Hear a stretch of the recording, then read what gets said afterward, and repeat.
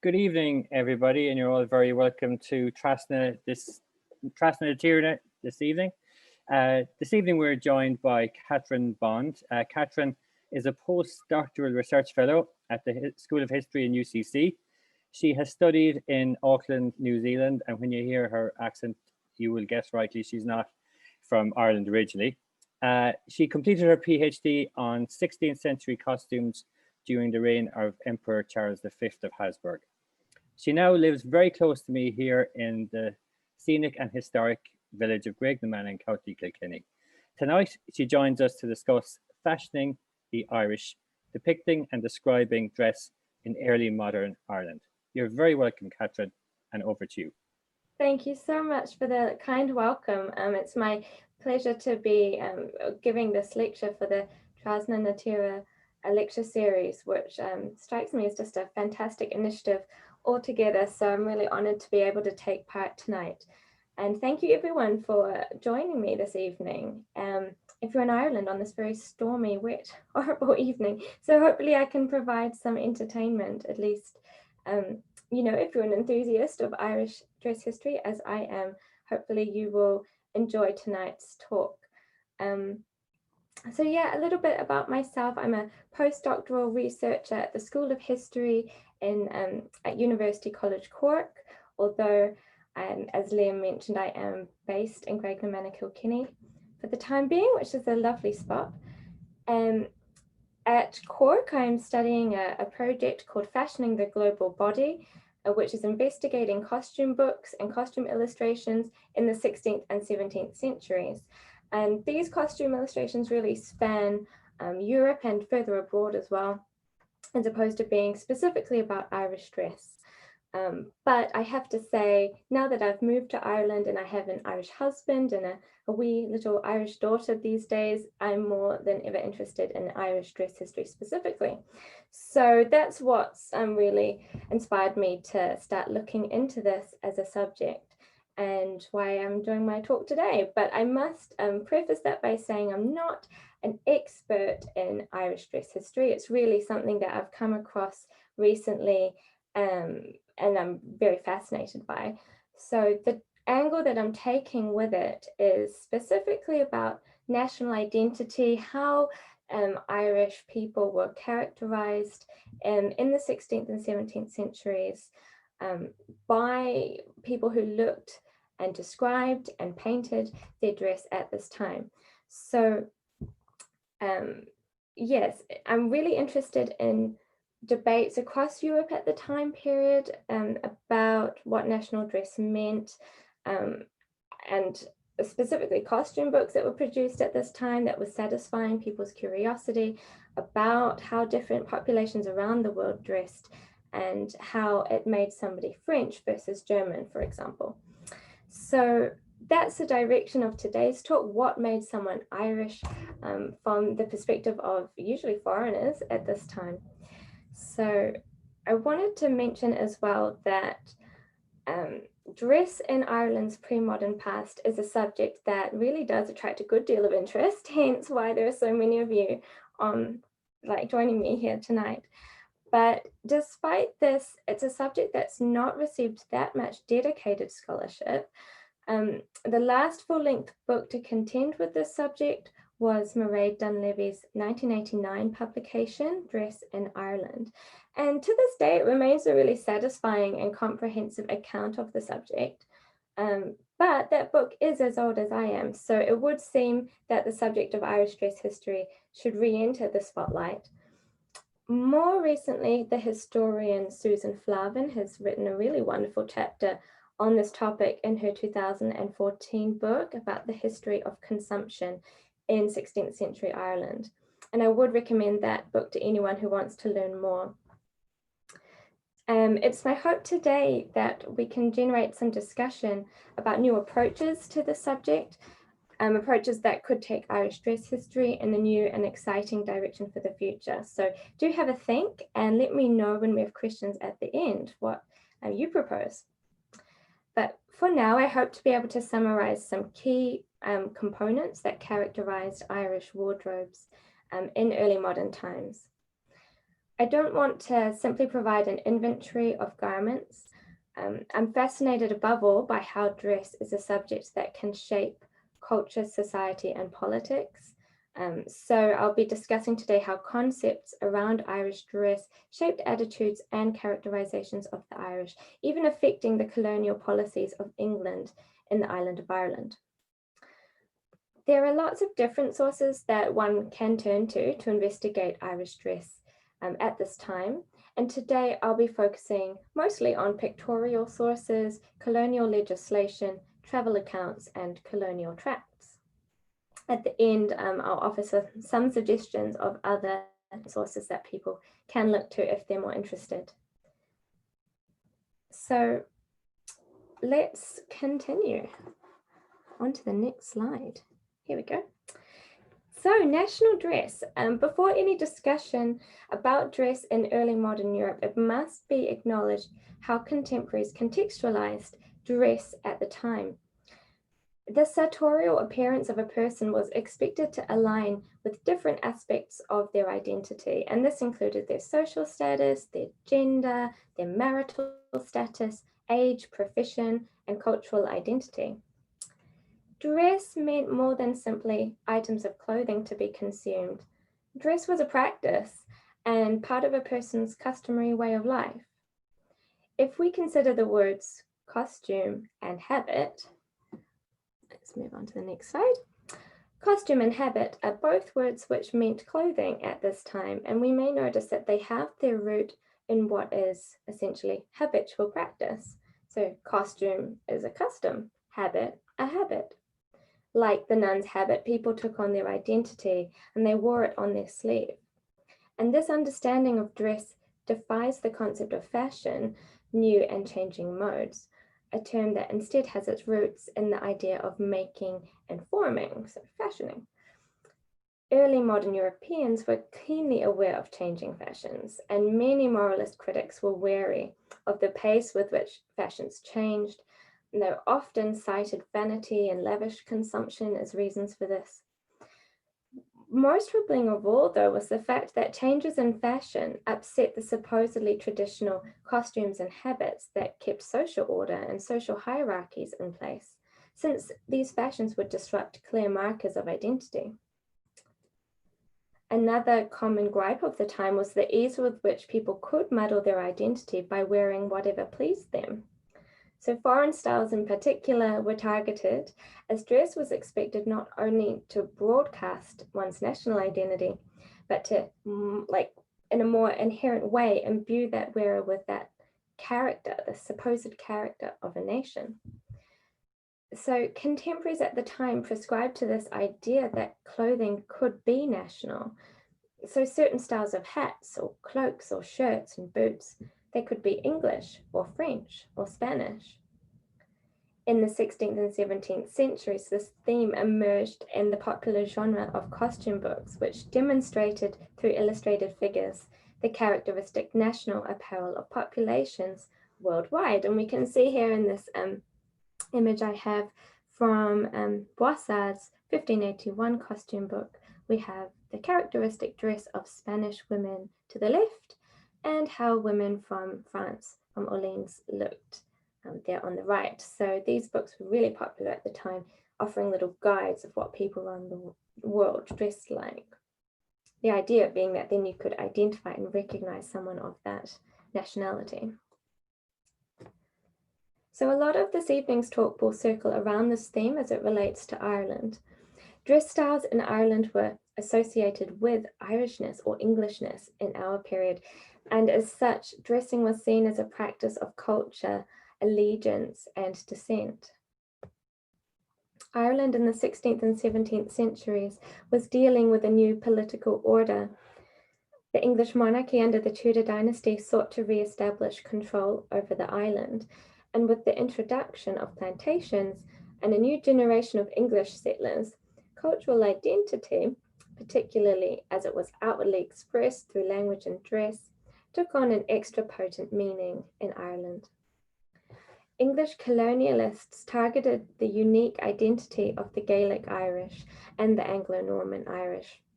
who had in many aspects culturally assimilated with the Gaelic Irish in the previous centuries. So dress that was considered to be Irish in style was often mocked and scorned, and in many instances was legislated against. Despite the cultural and political potency of dress, people were still consumers, and they were swayed by different styles and were amenable to imports and new fashions. Dress styles were never truly traditional, despite them maintaining some enduring popularity. And we must also acknowledge that dress was not homogeneous over the island either. Practices differed across the island quite substantially, the main variables being whether one was an urban town dweller or if they lived rurally, and the extent to which they were ruled over by English, Anglo-Irish or Gaelic Irish lords. So regional differences existed as well, and styles ebbed and flowed with the passage of time. But nevertheless, despite all of this, it is possible to identify several main garments and features characterizing dress in Ireland in the 16th century, and we'll take a look now at what these were. So let's begin with some key items worn by both men and women, starting with the shirt or smock. The Irish word for this garment was elena. Now, I hope I pronounced that right. Forgive me if I didn't. And this was characterized in the period by its ample volume. It was described as long or large by the Englishman Fynes Moryson around the turn of the 17th century. And they were worn loose and baggy and were accompanied by lengthy and wide-hanging sleeves. A good number of costume images from this period demonstrate that this shirt, I would like to demonstrate this shirt, highlighting in particular these long sleeves. Many also picked up on another feature of the shirt, which was that they were often dyed a bright yellow color with saffron dye, a feature that was regularly scorned at by English commentators. Typically made with linen, the fact that Irish shirts used a good deal of yardage became a problem for English authorities, who were keen to stamp out not only visible markers of Irish fashion, but also to limit the consumption of cloth. As was common across Europe at this time, authorities attempted to curb what was considered lavish expenditure on cloth by regulating how much yardage could go into garments. In his capacity as King of Ireland, Henry VIII made the following proclamation to the town of Galway in 1536. Item, that no man, woman, or child have any more cloth in their shirts or smocks, but 5 standard ells of that country cloth. An ell was the term for a yard, which was roughly equivalent to 45 inches or 115 centimeters. So more than 5 meters of cloth for a single shirt is a sizable amount by modern standards. Laws like this had little effect on practices actually, and in the late 16th and early 17th centuries, English commentators continued to note with a degree of horror the great amount of cloth the Irish wore in their shirts. In his History of Ireland, composed in the 1570s, the English Jesuit priest Edmund Campion had this to say. Linen shirts the rich do wear for wantonness and bravery, with wide-hanging sleeves, plaited 30 yards, a little enough for one of them. According to Campion, who spent the years 1569 and 1570 living in Dublin and the Pale, voluminous linen shirts were a fashion of the Irish rich. An earlier clothing ordinance passed by the Parliament in Dublin in 1541 had attempted to place limits on the amount of linen cloth worn in shirts according to someone's status within society. Unsurprisingly, noblemen were granted twice as much as labourers.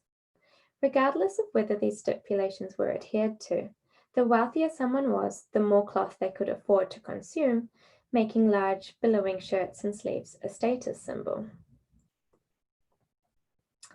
Long yards of cloth were gathered or pleated into necklines and sleeves. This is beautifully portrayed in the tombstone effigy of the Anglo-Irish noble Margaret Fitzgerald, wife of Pierce Butler, the 8th Earl of Ormond, who died in 1542.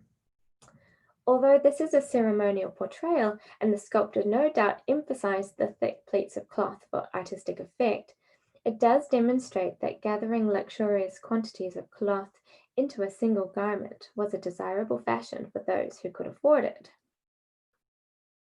However, this trend is also depicted in costume illustrations of Irish labelled as wild men and women of war. Produced around 1548 for its patron Christoph von Sternzy, the German guard captain of the Emperor Charles V, this costume album demonstrates a perspective of the Irish that they were a wild warrior people.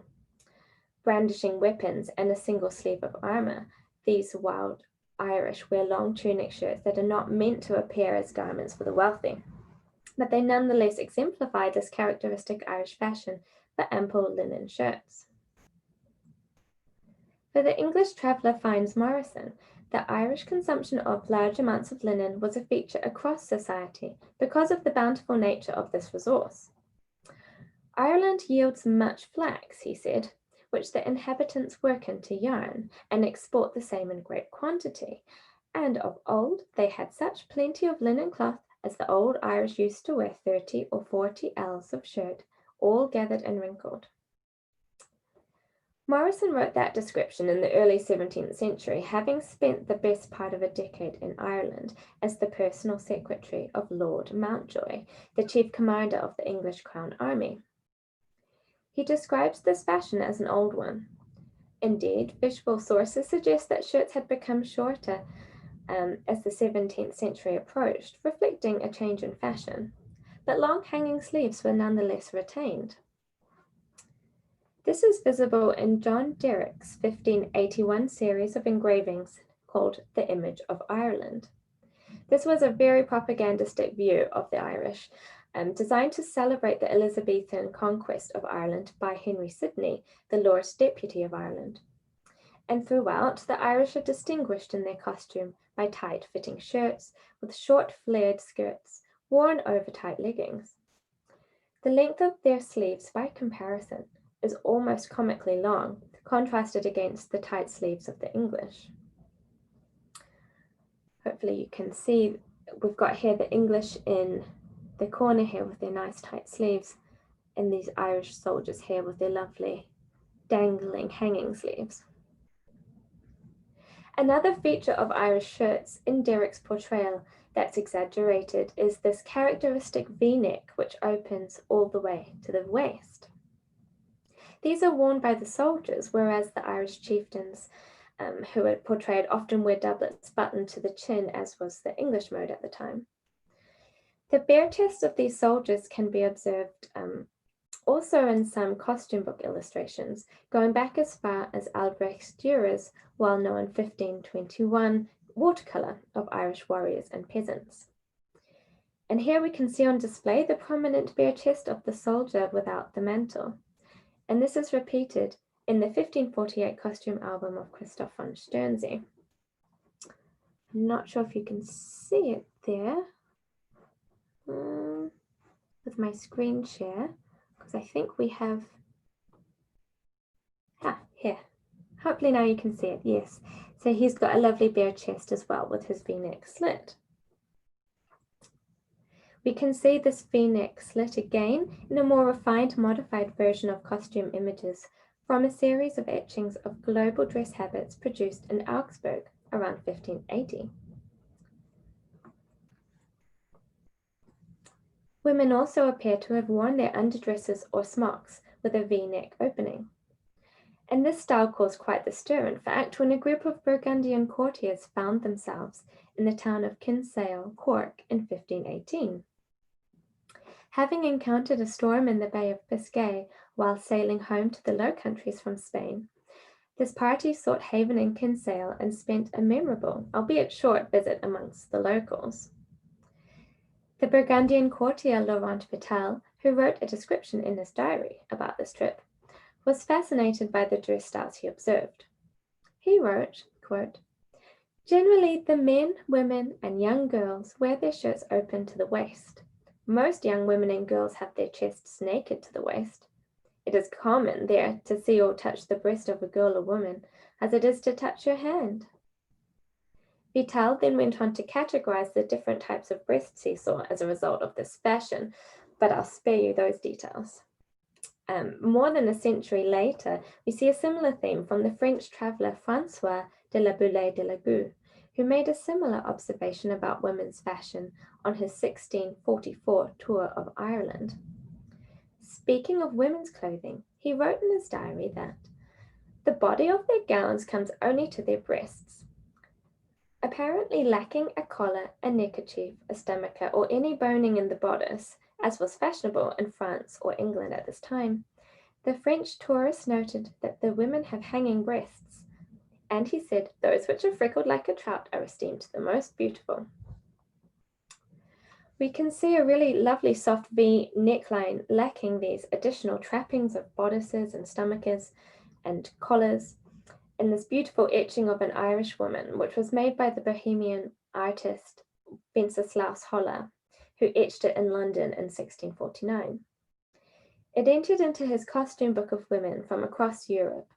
Most prominent here, we can see, is her mantle and her cloth headdress, and I will return to those garments as well. A century earlier in the Sternsey costume album of around 1548, the very bare chest and V-necked tunic of an Irish woman reaffirms this dress style. And she too wears this very large mantle and cloth, so we'll return to them in a bit. A later but broadly contemporaneous copy after the Sternsey costume album also exists. It's held in the National Library of Spain called the Codice de Trajes, and it is quite a well-known copy, although the original, in fact, is hardly known at all. The copy only retains the illustration of the wild Irish warrior folk. The copy paints the really big, great shirts of the Irish in this lovely golden yellow, unlike the more natural, undyed linen colour seen in the original image. This change appears to reflect the artist's awareness of the Irish custom of dyeing shirts yellow with saffron dye. Saffron had been imported into Ireland since early medieval times. It was derived from the dried stigmas and styles of saffron crocus flowers. And saffron dye produced a really rich golden yellow that by the 16th century was being applied to linen in Ireland in extraordinary quantities. Imported from Spain and the Middle East, it was an expensive dye due to the labor involved in picking the large number of flower stigmas needed to create the dye stuff. Highly prized, its popularity in Ireland demonstrates, among other things, the robust trading networks linking Irish ports to commodities sourced further afield. In 1610, the English cartographer John Speed described the dress of men in Ireland as follows, quote, "The men wore linen shirts exceedingly large, stained with saffron, the sleeves wide and hanging to their knees." Just as the exceedingly large shirts with their great consumption of linen was an easy target for English commentators, so too was the consumption of saffron dye.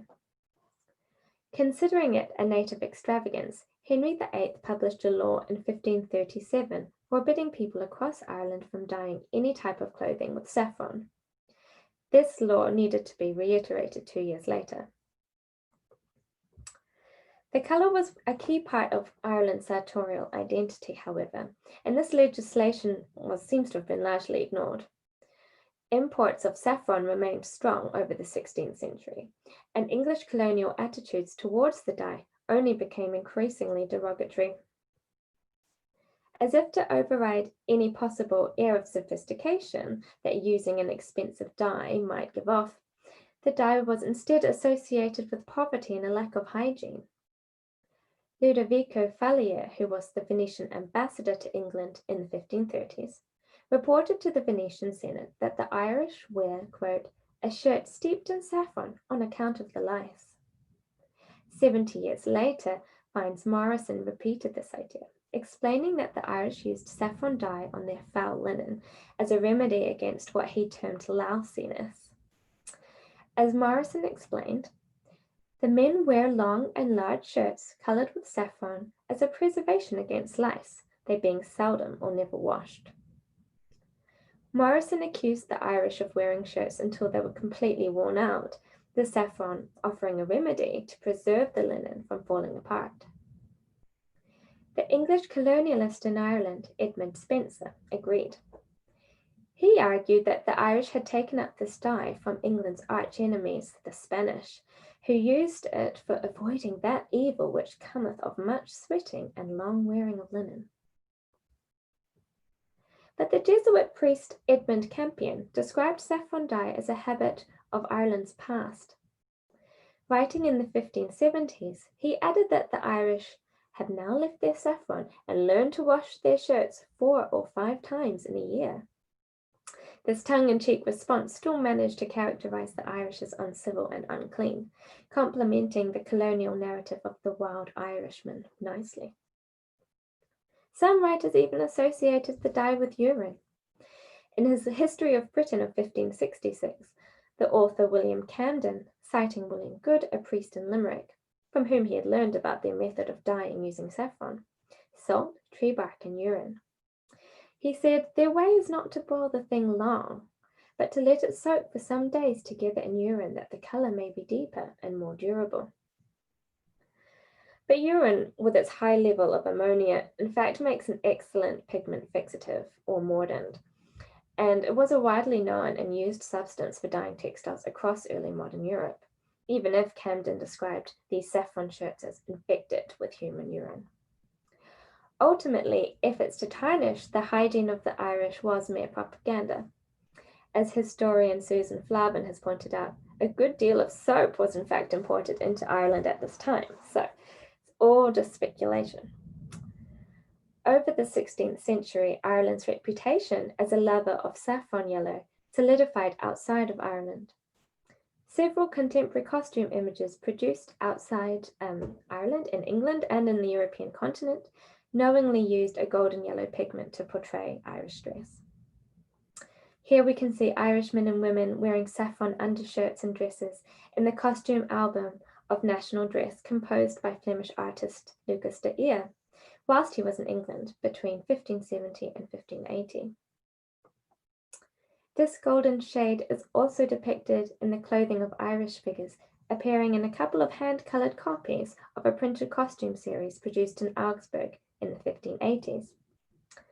There's actually about 5 known copies of this series in different libraries around Europe. I've got here 3 different examples, and you can see that only some of these examples were coloured. So it suggests that after they were purchased, whoever owned these series were getting them coloured, they knowingly were able to apply this lovely golden yellow colour because they knew that this was a characteristic dye for Irish men and women. So moving on now to briefly touch on hair and hairdressers. This was an area which was a feature of Irish dress closely observed when fashioning the Irish in contemporary costume imagery and in written accounts. The men's hairstyle called the glib was a very prominent marker of Irish identity. We can see it here in this lovely close-up, this gorgeous long dangling fringe over the soldier's face. When Laurent Vital docked in Kinsale in 1518, he paid special attention to the appearance of the locals, and this included not only the townspeople, but those he called the rural people and the savages, who lived beyond the town of Kinsale. He characterized these people to dress very strangely indeed. Of these men, he described, "They were shorn and shaved 1 palm above the ears, so that only the tops of their heads were covered with hair. But on the forehead they leave about a palm of hair to grow down to their eyebrows, like a tuft of hair, which one leaves hanging on horses between the 2 eyes." In other words, Vital compared the long fringe men wore over their foreheads as akin to a horse's forelock.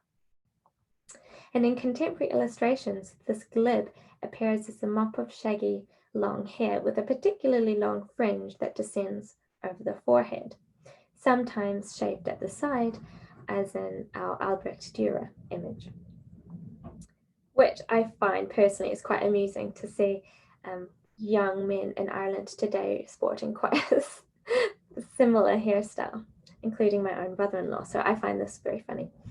It's a style that's come back in fashion. Spencer described the Irishman's glib as a thick curled bush of hair hanging down over their eyes, monstrously disguising them. For Spencer, it was this length in the face that made the glib, as he said, as fit a mask as a mantle is for a thief. While acknowledging that some Englishmen too wore their hair exceedingly long, it was this underhanded manner in which this Irish supposedly deployed this hairstyle that posed a threat to law and order.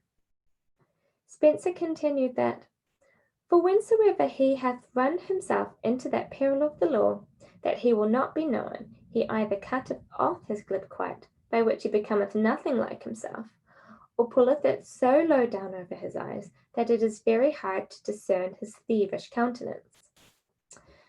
So as we can see here, the issue was more how it was being worn in this deceptive fashion. So he thought, obviously. Women's hair and headdresses was also a very intriguing subject for foreign observers. And we have a good deal of variety characterizing women's hairstyling at this time, which contemporary costume illustrations and descriptions reveal. So I'm really just going to focus on one of those styles today. Many did point out the fashion of young women to wear these very complicated plaits wrapping around the head or extending down the back. And many more noted the linen headdresses that were worn by married women, which were characterized by long rolls of linen that were wrapped around the head in a big spiral. Spencer called this type of headdress the great linen roll, which the women wear to keep their heads warm after cutting their hair, which they use in any sickness.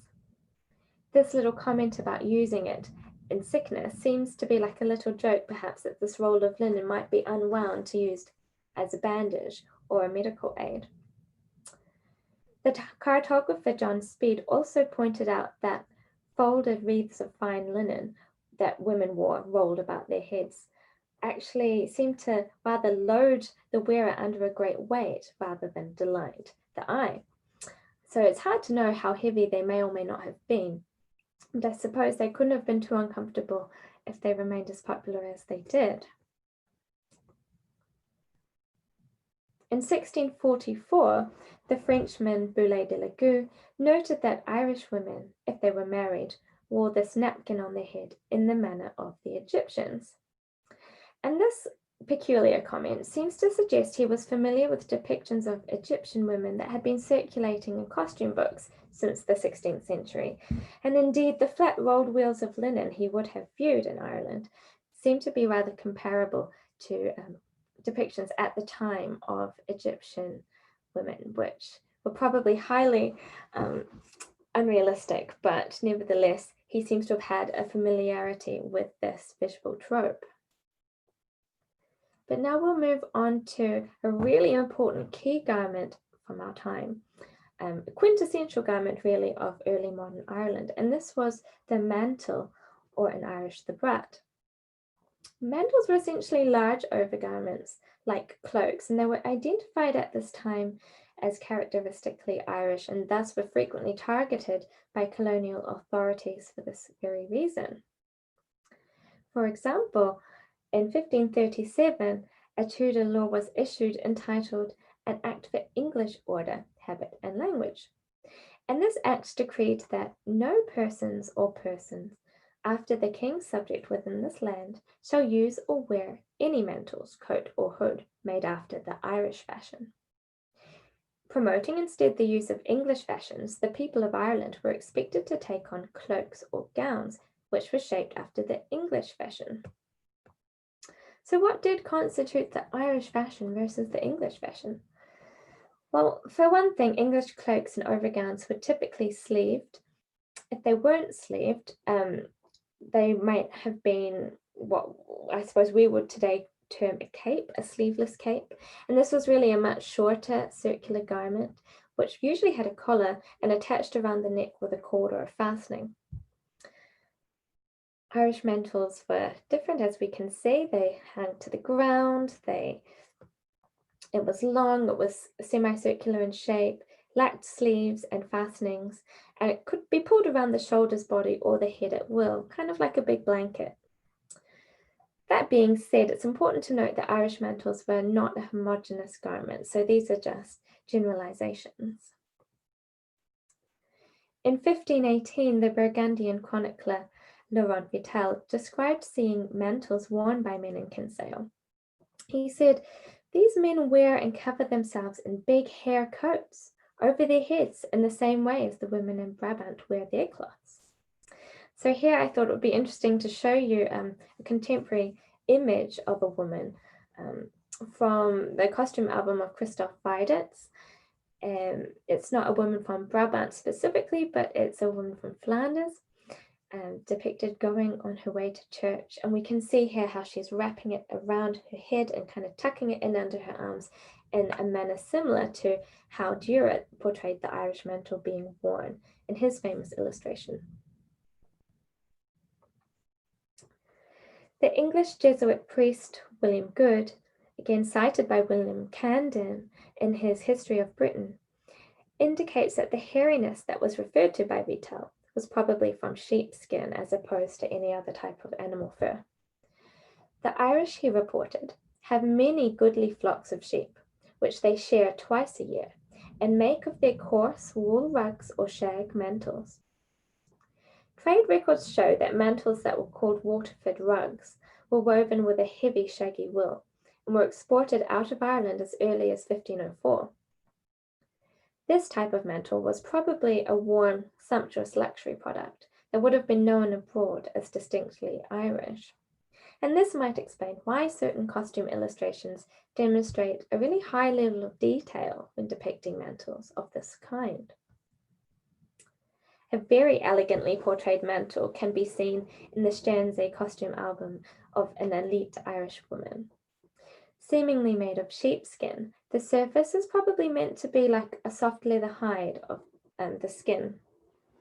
Different panels are stitched together with a woolly trim, set into a vertical stripe pattern, and the mantle is bordered with this lovely, luscious, fleecy wool neckline.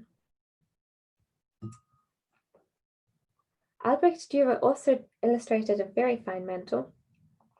As well as the shaggy, fleecy fringe framing the man's face, the surface of the mantle appears to be napped and woolen in texture, dyed a pale pink, and set off with a checkered trim of black and orange.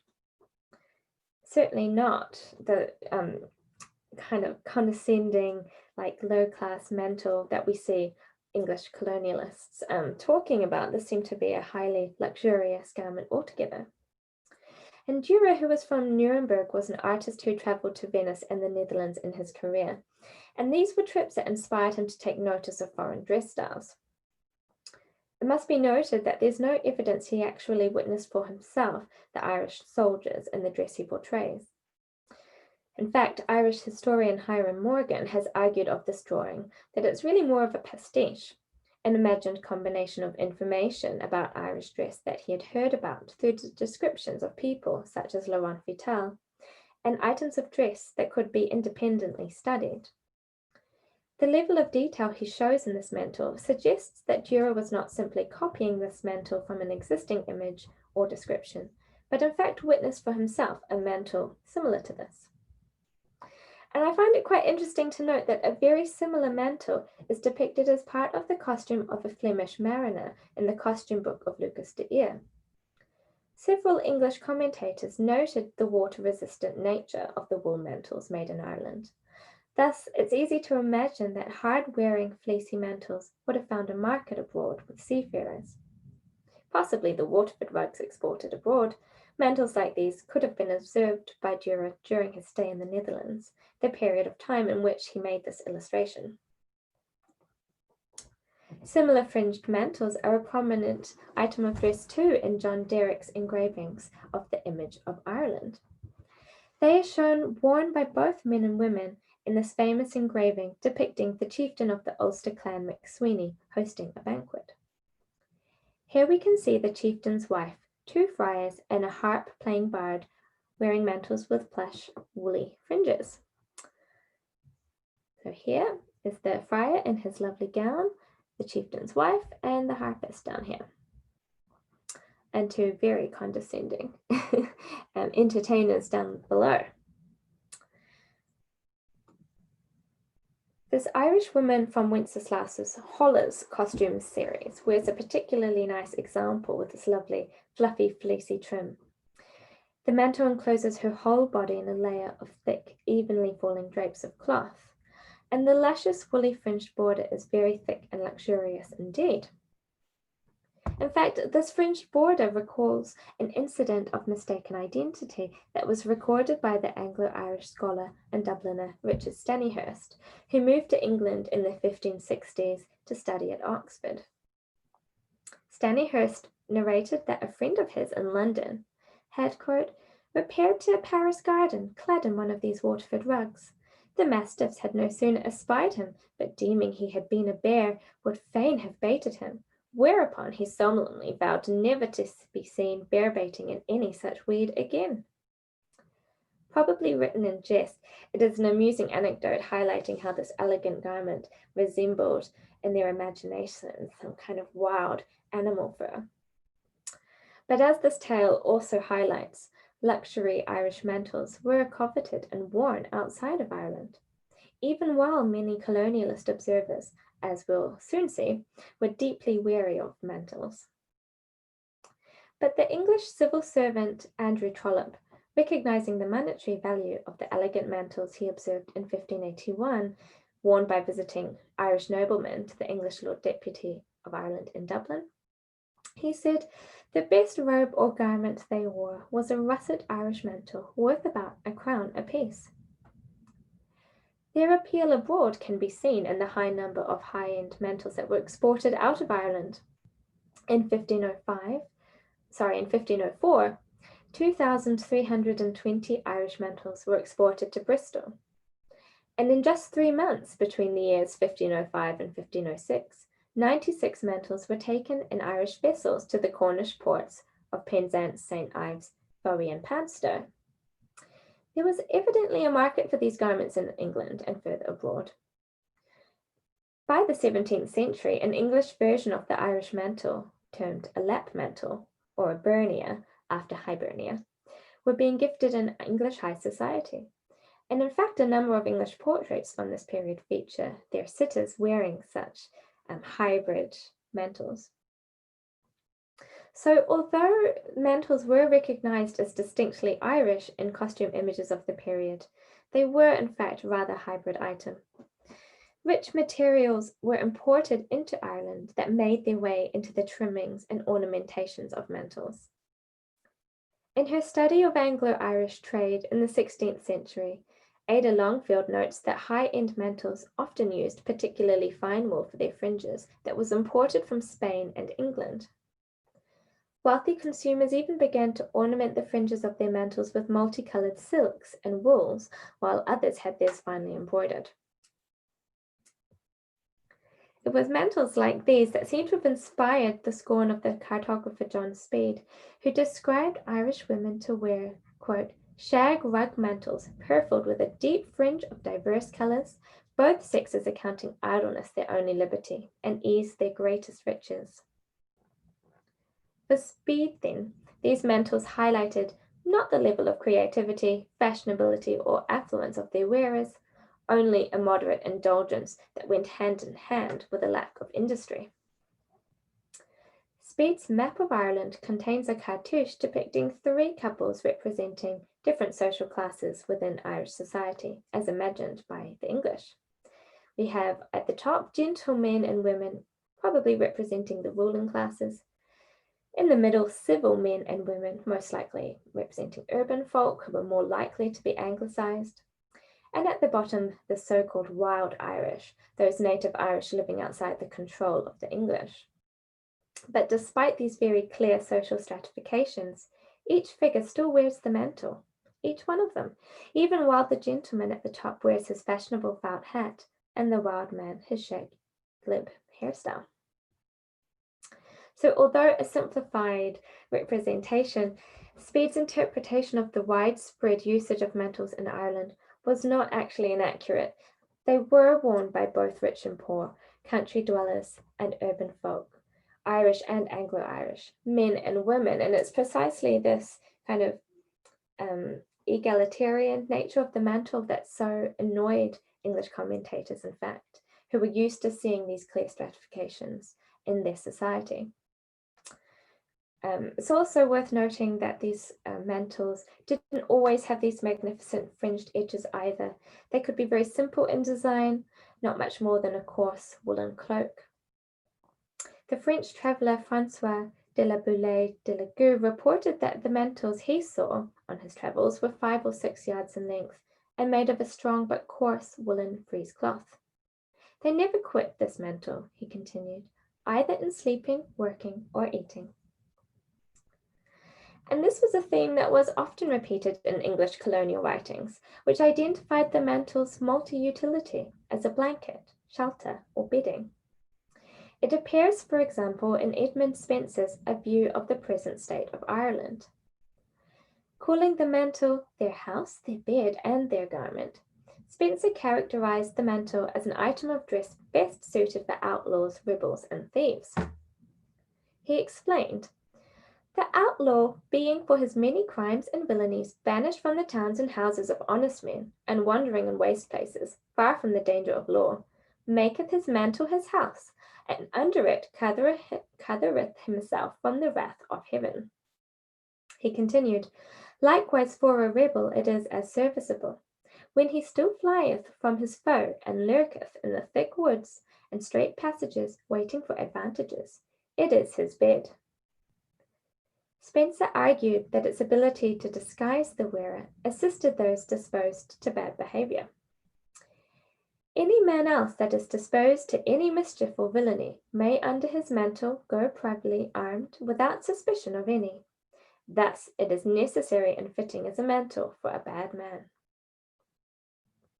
The English traveller finds Morrison agreed. Morrison had spent the best part of the first decade of the 17th century in Ireland, acting as the personal secretary of Lord Mountjoy, the chief commander of the Crown Army.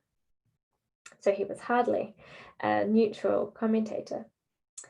In a paragraph deriding Irish fashions, he similarly mocked Irish mantles for offering the wearer bedding and shelter, writing that, being worn over the head and ears, and hanging down to the heels, a notorious villain lapped in them may pass any town or company without being known. As it was worn by women, Edmund Spenser additionally characterized the mantle as a garment that supported libidinous behavior. He called it a coverlet for her lewd exercise, which could afterward hide evidence of pregnancy, and later would provide swaddling clothes for the bastard baby. Returning to this idea that the mantle acted as bedding, he also accused Irish women of idleness, arguing that the women who do, quote, "but little work, find it a handsome garment to lie in and sleep, or to louse themselves in the sunshine." Writing around the turn of the 17th century, it is clear from Spenser and Morrison that the English still thought Irish mantles were a customary, if problematic, garment. So evidently, the laws enacted during the reign of Henry VIII to replace Irish mantles with English cloaks had had little effect. Indeed, even the English colonial forces had to admit the garment's utility in the Irish climate.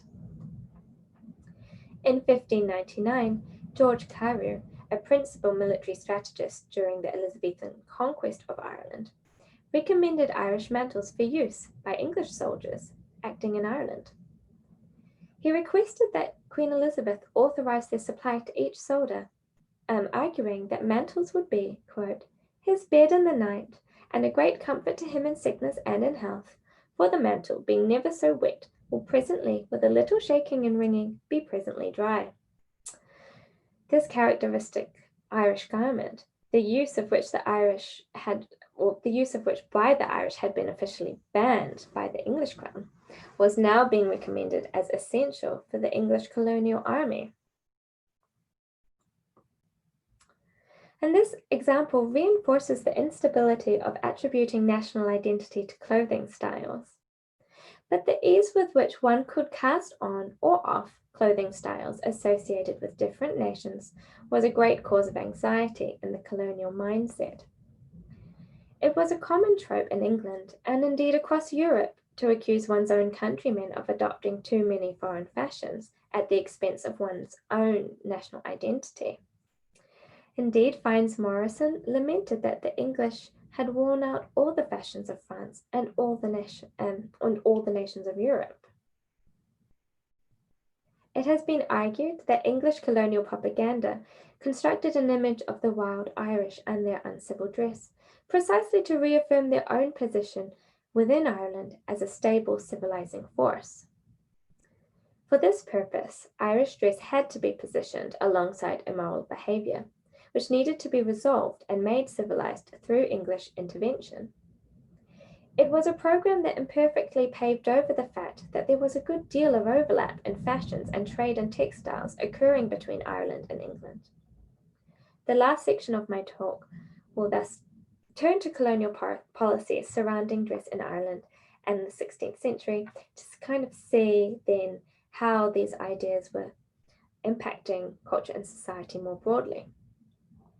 So, as we've seen, a number of laws were passed by the English Crown in the 16th century that aimed to suppress Irish dress and promote English dress. And when Henry VIII was gearing up to proclaim himself King of Ireland, which he did in 1541, he expressed a desire to achieve cultural uniformity on the island of Ireland. In an Act of Parliament of 1537, he complained that there is again nothing which doth more contain and keep many of his subjects of this land in a certain savage and wild kind and manner of living, than the diversity betwixt them in tongue, language, order, and habit, which by the eye deceiveth the multitude, and persuadeth unto them that they should be, as it were, of sundry sorts, or rather of sundry countries, where indeed they be wholly together one body, whereof his highness is the only head under God. So according to this argument then, all subjects were to be considered subjects of the English crown, and should therefore maintain the same cultural attributes across the board, including the same types of clothing.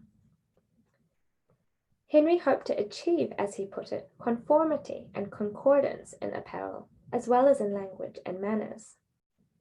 As he explained the many different cultural markers on the island of Ireland to this point, for example, the differences in dress between the inhabitants of the Pale and those beyond it, had undermined efforts to unite the people of Ireland under a single political banner.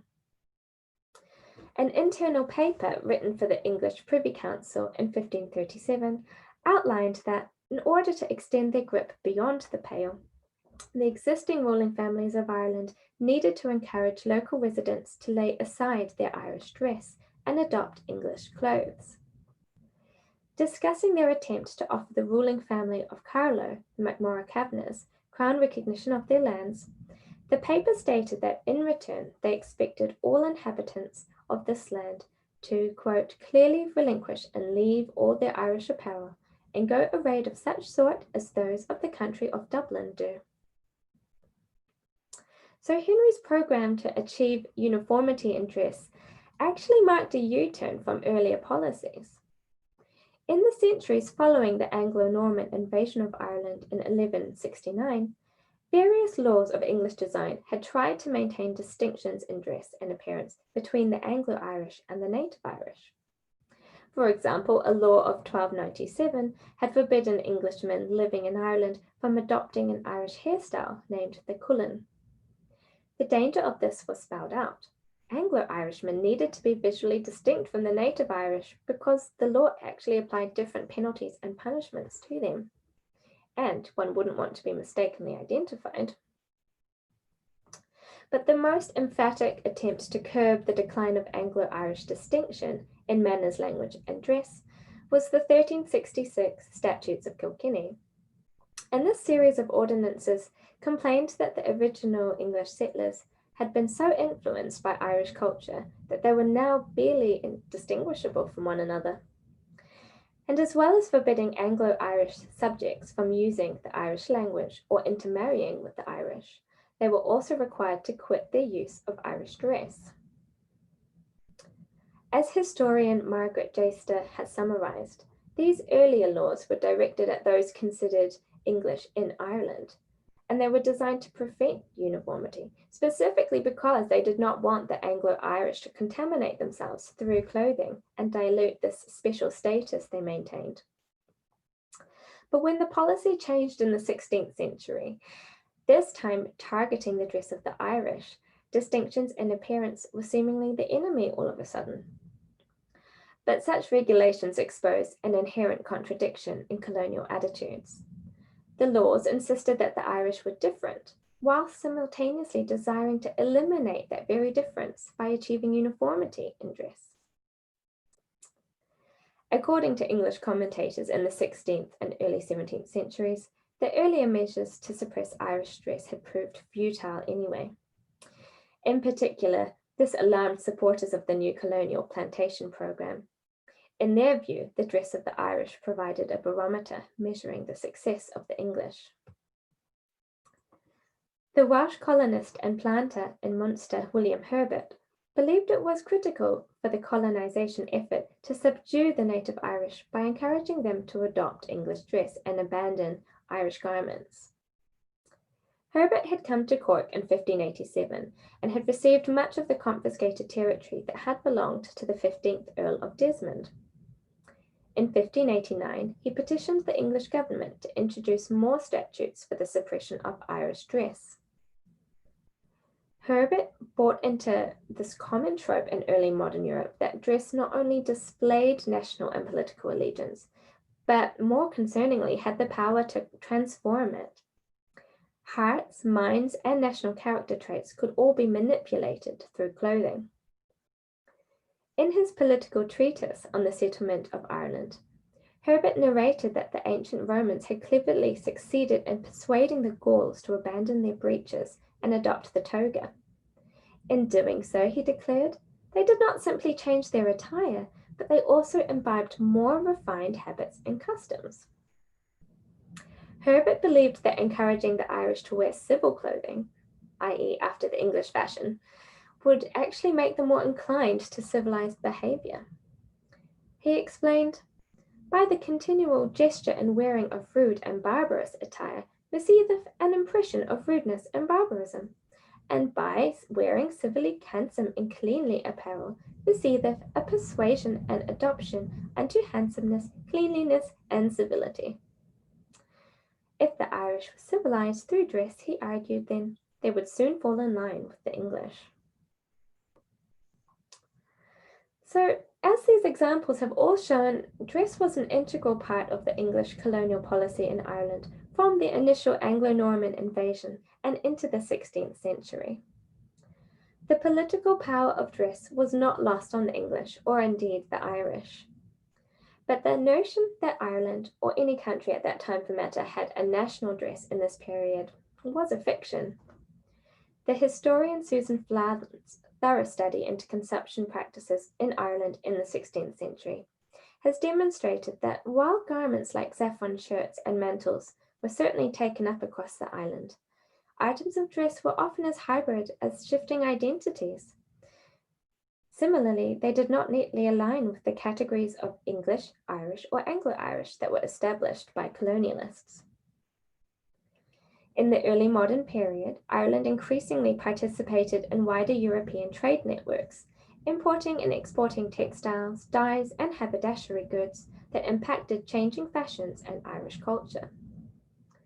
Concentrating on costume images and English colonial tracts, as I've done today, only tells one side of the story. My intention has been to demonstrate how Irish dress was characterized and how people in Ireland were fashioned, so to speak, by these images and texts. But to encounter a more accurate picture of how people in Ireland dressed at this time requires expanding the sources that one looks to. So I'll offer some suggestions to those who might be keen to explore this subject further.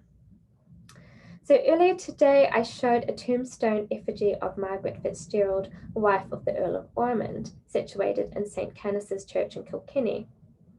Tombstone effigies like that one offer a unique source, in that they are visual representations made not by foreign artists, as the costume book illustrations were, but by local artisans. A good deal of these are located around Kilkenny, actually, incidentally in the area where I'm living now with my family, in St. Mary's Church in Gorn, Jerpoint Abbey in Thomastown, and in St. Canice's Church, Kilkenny. But since they're quite ceremonial in nature, the clothing depicted is very much responding to an artistic formula, and so, their accuracy has to be called into question. But they're nonetheless very interesting sources.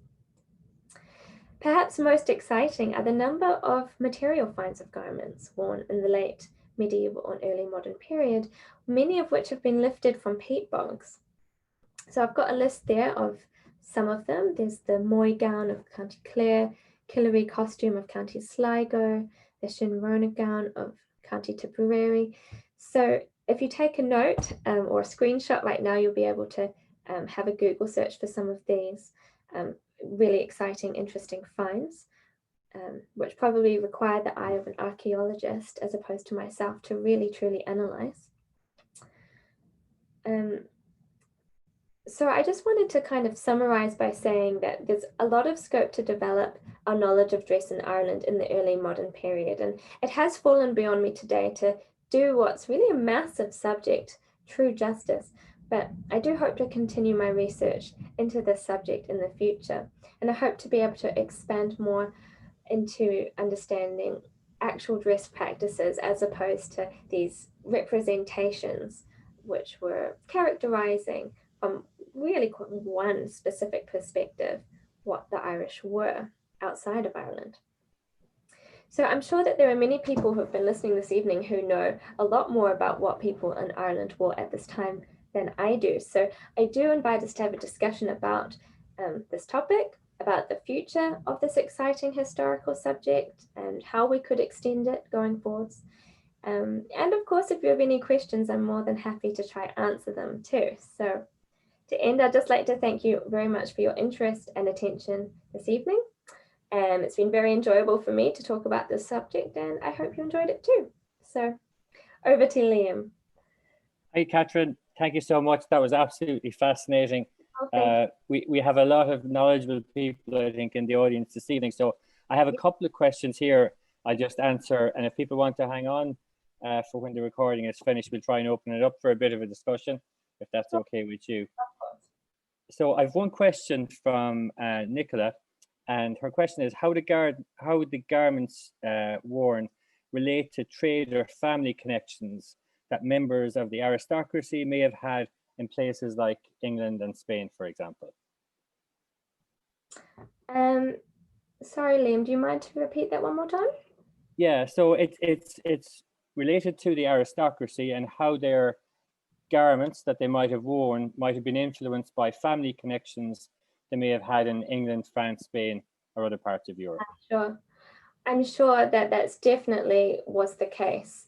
It's not something that I have evidence at hand to talk about, but to me, it makes a great deal of sense because we know that there were a good deal of family connections between the Anglo-Irish nobility, for example, in Ireland, and not just in England, but in continental Europe, as was pointed out. So there must have been a good deal of influence happening. But I'm sorry I can't offer any more precise evidences. But thank you, Nicola. I think that's a really good point. Thanks, Katherine. I've another question here from Christina, and her question is, did Brehon law have much to do with dictating clothing that was worn in Ireland? Ooh, now that's not something that I know too much about either, I have to admit, simply because the Brehon law falls so much earlier than the time period that I really am knowledgeable about. That would be something that I'd love to hear about in the discussions, actually. If people know a little bit more about what that was dictating around clothing, I'd be really interested to know. And then we can see if there seems to be some kind of overlap in what was continuing in the 16th century. Thanks, Katherine. There is a couple of questions and they're relating to the start of people wearing underwear. Have you any information as to when that may have started? Well, it depends what you consider to be underwear. I think for a long time across Europe, things such as bodices or stays that went under shirts would have been the staple for women, and probably quite basic, like bloomer type garment things, which we can see in some costume images from Italy, for example. I can only assume that similar things were being worn by Irish women at this time, because a lot of my sources, and a lot of the only available sources, to be honest, are costume images showing the outside of garments. It's hard to know specifically what people in Ireland were wearing as undergarments, but yes, that was probably very similar to what was worn on the continent in that regard. Thanks, Katherine. And I'll ask you one final question before we stop recording, and we'll just open up to the discussion then at that stage. And this is an absolutely fascinating question, and it's from all the way from the Czech Republic. So Ladislav, who lives in the Czech Republic, and he's in the Walter Butler Dragoon Regiment. I'd be very interested in hearing how he heard about our lecture. So his question is, do you think it's possible that soldiers or officers recruited in Ireland for the Continental War, so the first half of the 17th century in the Imperial Army, could still have worn, in some cases, their typical Irish clothing during their service in Europe? Yes, I think that's very much the case. I didn't show any costume images or sources really from the 17th century, but I've certainly seen some that suggest mantles being worn as part of these regimental soldiers on the continent. So, sorry, I don't have one, like an image to show you at hand, but I think that was very much happening. And certainly there were instances of Irish going abroad wearing their specific Irish garments. For example, the O'Neills, when they went and visited Queen Elizabeth, the end of the 16th century. So we do see people being transported on the continent, not being afraid to have these little moments of national identity through their clothing, despite what other uniform they might have been required to wear. At least that's how it seems from my perspective.